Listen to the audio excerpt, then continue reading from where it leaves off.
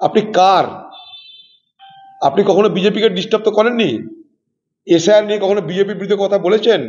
আপনি বলেছিলেন না এসআইআর করতে দেব না, আমি থাকতে কিছু হবে না, রক্তগঙ্গা বয়ে যাবে। আপনার সরকার সব থেকে বেশি নির্বাচন কমিশনকে সাহায্য করছে এবং আপনি বলছেন কেন্দ্রের সঙ্গে আমার কিন্তু সহযোগিতা চলবে, সেখানে কিছু হবে না, বাকি রাজনীতি যেখানে আছে থাকবে।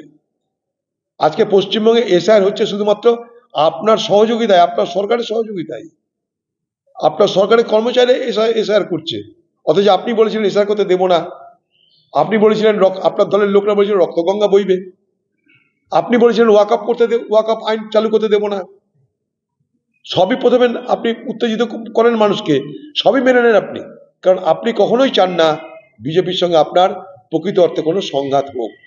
তাই এ বাংলায় ওয়াকআপ নিয়ে অনেক আওয়াজ উঠেছে, অনেক ঢোল বাজালেন, অনেক চিৎকার চেঁচামেচি করলেন। ওয়াকআপের জন্যে আজকে মুসলমান সমাজের মধ্যে কি রকম দুশ্চিন্তার ছায়া পড়েছে আপনি তার দেখার চেষ্টা করুন, তা তো করছেন না আপনি।